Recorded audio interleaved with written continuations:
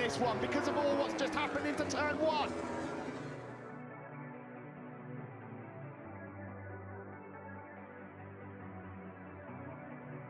There was a time when racing was defined by noise. The scream of a MotoGP engine tearing through the straight, the crowd shaking from the sound alone. It wasn't just speed, it was theater. Every rev told a story of danger, power, and raw human control. But then, something new rolled onto the grid. Sleek, silent, and electric, the MotoE Championship.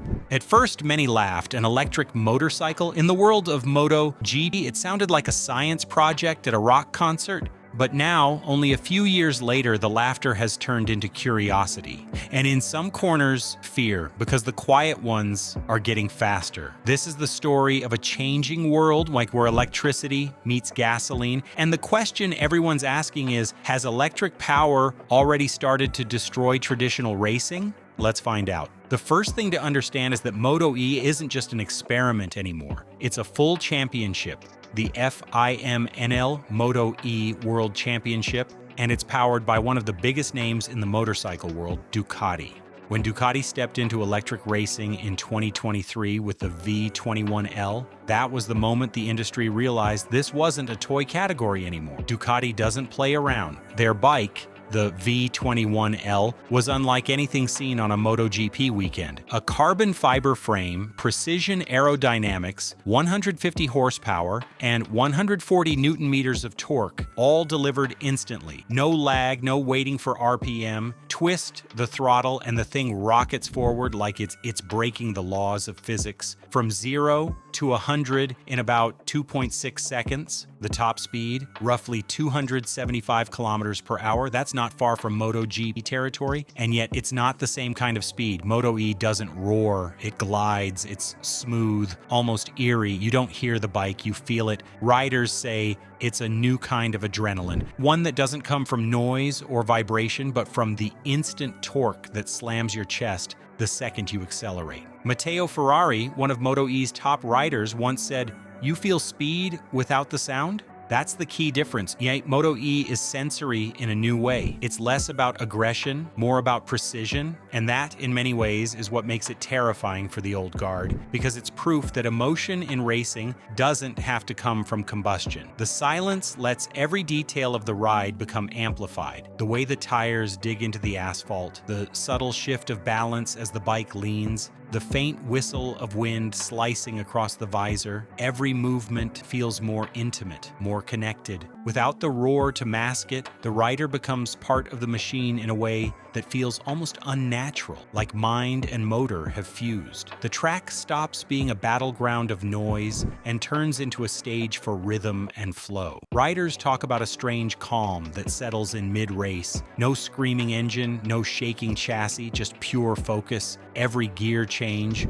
every brake input feels magnified under that stillness. It's a kind of racing that strips everything back to skill and sensation, exposing who truly understands speed without the distraction of sound. That's where the challenge lies. And in the quiet, the rider's instincts are louder. The fear comes not from what's heard, but from what's felt. It's precision over passion, control over chaos. And in that control, MotoE is rewriting what racing adrenaline actually feels like. It's the same thrill, just delivered in whispers instead of roars, and maybe that's what makes it even more haunting. Meanwhile, MotoGP, the undisputed king of motorcycle racing, Corrèze, is built around sound, fury, and chaos. A MotoGP bike is pure violence on two wheels, a 1,000 cubic centimeter V4 engine pushing close to 300 horsepower, top speeds crossing 360 kilometers per hour. Jorge Martin hit that record at Mugello. Every corner, every shift, every backfire is theater. It's what makes fans fall in love. And that's where the cultural divide begins. MotoGP isn't just a sport, and it's a religion for some.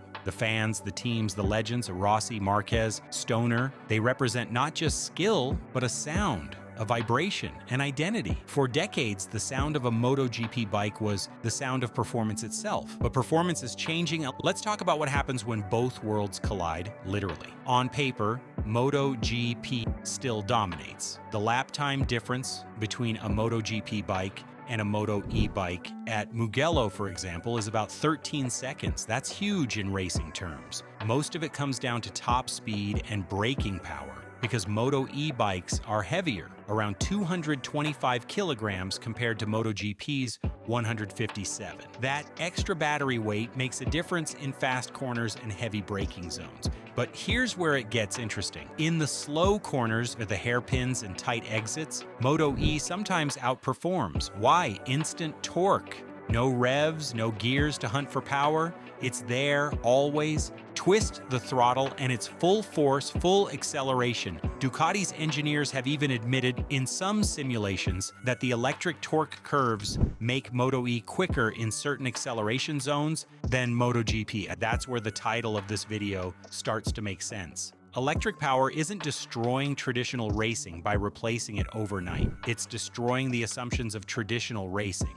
What we think makes a bike fast, what we think makes racing emotional, what we think defines performance. To really understand this shift, it helps to listen to the people building these machines. Ducati's CEO, Claudio Domenicali, said something fascinating. Electric racing teaches us where performance and sustainability intersect. That's the point of MotoE. It's not there to dethrone MotoGP, it's there to prepare Ducati for a future where combustion engines might no longer rule the streets. Think of it as a laboratory disguised as a racetrack. Every lap in MotoE generates data about heat management, energy recovery, and aerodynamics under battery weight. And that data doesn't stay in the paddock. It travels straight to Ducati's R&D center in Bologna, feeding into their future street-legal electric bikes. MotoGP, on the other hand, is evolving too. It's not ignoring the sustainability wave, it's just taking a different route. The series plans to move to 100% sustainable fuels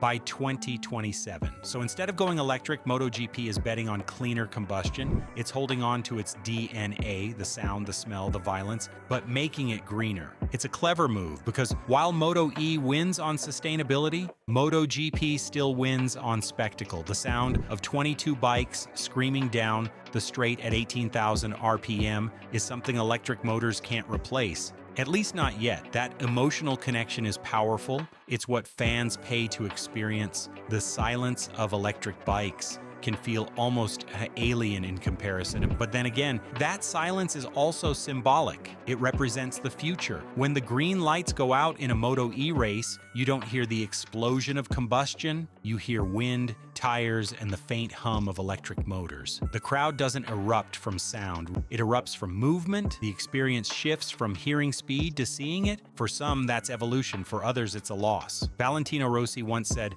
"The sound is part of the spectacle. Take that away, and you change racing's soul." And that's the emotional conflict at the heart of this story. It's not just about which bike is faster, it's about what racing means. Is it defined by emotion or innovation, by nostalgia or progress? Still, technology doesn't wait for sentiment. Every year, electric power gets lighter, faster, and more efficient. Battery chemistry is improving, cooling systems are getting smarter, and torque control is becoming more precise. In a few more years, the performance gap could close even further, and that's what makes this so exciting. MotoE is showing glimpses of what the next generation of racing could look like. Imagine a grid where electric bikes no longer need to charge for hours, where they can run full-length races, and where manufacturers push torque and speed to levels that even MotoGP might envy. The silence of MotoE could one day be louder than the roar of MotoGP, no, not in decibels, but in meaning. For now, the two coexist. They share weekends, paddocks, and even fans. But make no mistake, they represent two worlds heading in opposite directions. One fueled by tradition, the other by transition. One defined by gasoline and sound, the other by electricity and innovation. The real question isn't whether electric power will destroy traditional racing, it's whether racing can survive without evolving. And maybe that's what the sport has always been about. Racing has never been about staying the same. It's about pushing limits, rewriting the rules, chasing milliseconds. Every revolution in motorsport, from 4 strokes replacing 2 strokes to aerodynamics transforming corner speeds, began with resistance. Every innovation was first seen as heresy, and every time, the future won. That's what's happening again. MotoE is the next step in a story that started decades ago. From men in leather suits risking everything on machines that barely held together, to engineers now designing bikes that talk in data instead of sound. But this isn't the end of MotoGP, far from it. MotoGP remains the ultimate form of motorcycle racing, and it's not going anywhere. The noise, the speed, the drama, it's still the heartbeat of the sport. What MotoE represents is the future heartbeat, beating a little quieter but getting stronger with every race. There's something poetic about watching both on the same weekend. You see the past and the future sharing a stage. The MotoGP bikes thunder by, shaking the ground, and seconds later, the MotoE machines whisper through, cutting through air like silent arrows. Two forms of perfection, one loud, one silent, one built from fire, one from current, both chasing the same goal, speed. The riders know it too. Talk to anyone who's raced in both series, and they'll tell you. MotoE requires a different mindset. You can't rely on engine braking or sound cues. You have to feel your way through corners. It's racing with more intuition and less sensory feedback. It's almost zen. That's not a downgrade, it's evolution. Because racing at its core isn't about the fuel, it's about the chase. Still, there's a reality check. MotoE races are short, on around 7 to 8 laps. That's all the battery can handle for now. The entire race weekend runs on a tight schedule because recharging takes time. So yes, for all the progress, there are still limits, and those limits are exactly where engineers thrive. The moment something becomes a problem in racing, it becomes an obsession to fix. If history is any guide, the same story will play out again. The tech from MotoE will evolve, trickle down, and shape the next generation of street bikes. Just as MotoGP once shaped the sport bikes we ride today, the question isn't whether MotoE will destroy traditional racing. The question is whether traditional racing will evolve fast enough to survive electric power. Because destruction doesn't always come from force. Sometimes it comes quietly and from a silent machine that just works better. And maybe that's what scares the traditionalists the most. So next time you see a MotoE race, don't dismiss it because it's quiet. Watch the acceleration. Watch how the bike launches out of a corner like it's got invisible wings. Watch the control, the precision, the poise. That's the future being born, quietly but confidently. MotoE may not have the roar, but it has the momentum. And in racing, momentum is everything. Because one day, when technology finally catches up and electric bikes can go as far, as fast, and as fierce as MotoGP, the silence might be the new sound of dominance. Until then, the grid remains divided. Thunder on one side, lightning on the other.